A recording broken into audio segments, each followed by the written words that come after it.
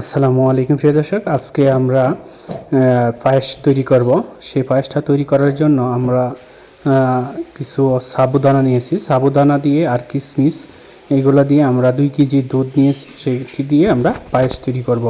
সেই ফুল প্রক্রিয়াটা আজকের এই ভিডিওর মাধ্যমে আপনাদেরকে দেখানোর চেষ্টা করব। আপনারা নিজেরাও এটা তৈরি করতে পারেন, যারা বিশেষ করে প্রবাসী আছেন তারা তৈরি করতেন। দুধটা ছেঁকে নেওয়ার পর এখানে কয়েকটা শালপাতা এবং এলাচের দানা 3-4টা দিয়ে দিবেন। তারপর এখানে দিয়ে দিতে হবে আপনার যে কিশমিশ, কিছু পরিমাণ কিশমিশ দিয়ে দিবেন। কিশমিশ দিয়ে আর আপনার স্বাদ মতো লবণ দিয়ে দিবেন। লবণটা আপনার প্রয়োজন মতো মানে স্বাদ মতন দেবেন। তারপর এখানে দিয়ে দিবেন চিনি।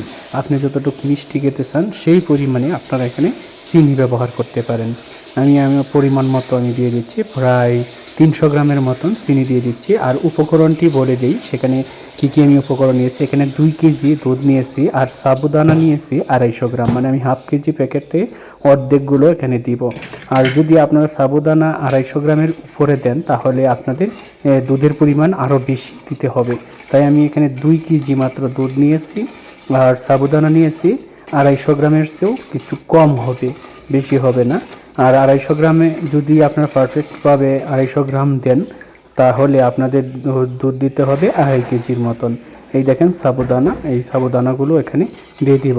তারপর আমরা দুধটাকে একটু হালকা নাড়াচাড়া করব যেন চিনিটা মিশে যায়।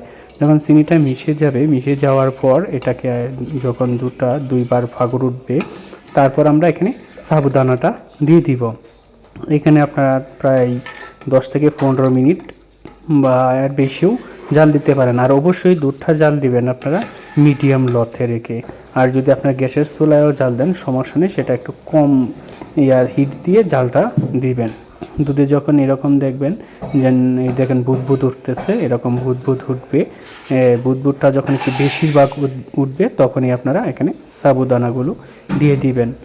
দেখতে থাকুন যেন আমাদের এখানে কীরকম বুদবুদ উঠতেছে। দেখেন অনেকটাই বুদবুদ উঠে গেছে। এখন আমরা এখানে দিয়ে দিব কাজু। যদি আপনার কাজু বাদাম থাকে তাহলে কাজু বাদাম দিতে পারেন, অতএব আপনারা কাঠবাদামও দিতে পারেন, নতুবা সাধারণ যে বাদাম সেটা দিতে পারেন। আমি সাধারণ বাদামই দিয়ে দিয়েছি। দিয়ে আমি একটু নাড়াচাড়া দিচ্ছি। নাড়াচাড়া দেওয়ার পর আপনারা একটু নাড়াচাড়া দেবেন। দেওয়ার পর আপনারা এখানে যে আপনাদের সাবুদানাটা সেটা দিয়ে দিবেন। আমি একটু হালকা একটু যেন আরেকবার একটু বুদবুদ উঠুক সেই জন্য একটু অপেক্ষা করতেছি, যেহেতু আমি একটু এই বাদামগুলো দিয়েছি সেজন্য। এখন আমরা সাবুদানাগুলো এখানে দিয়ে দিব।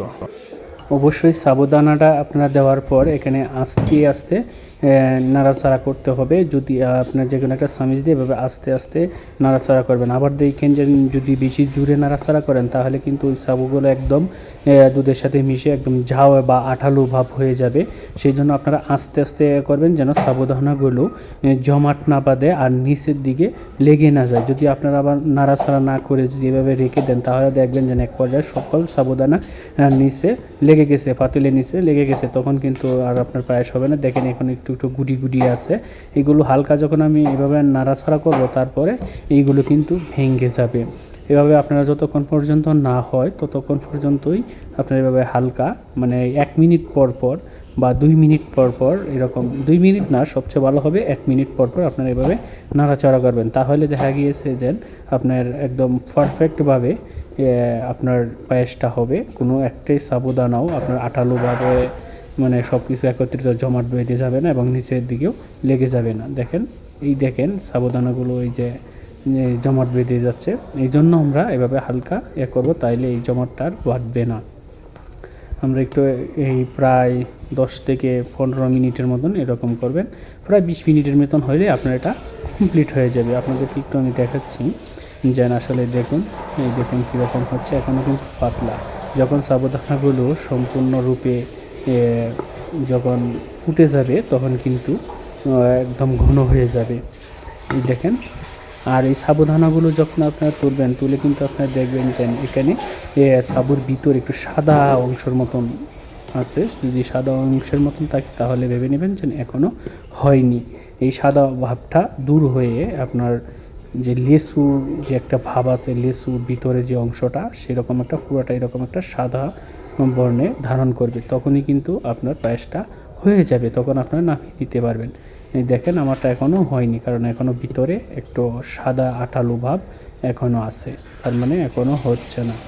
এভাবে প্রায় 15-20 মিনিটের মতন করতে থাকবেন, তারপর এক পর্যায়ে হয়ে যাবে। এখন প্রায় আমারটা হয়ে গিয়েছে, প্রায় এক পর্যায়ে আপনারা দেখতে থাকুন। আর এখানে যে আইটেমগুলো দিয়েছি সেই আইটেমগুলো আপনারা অবশ্যই দিবেন, কোনো আইটেম স্কিপ করবেন না। আর দেখেন এখন হয়ে গেছে। আর ভিডিওটা যদি ভালো লাগে তাহলে অবশ্যই ভিডিওতে একটি লাইক করে দিবেন, আর আমার চ্যানেলটা আপনারা সাবস্ক্রাইব করে রাখবেন। আর যদি ফেসবুক পেজ থেকে দেখে থাকেন তাহলে অবশ্যই ফেসবুক পেজটা ফলো দিয়ে রাখবেন।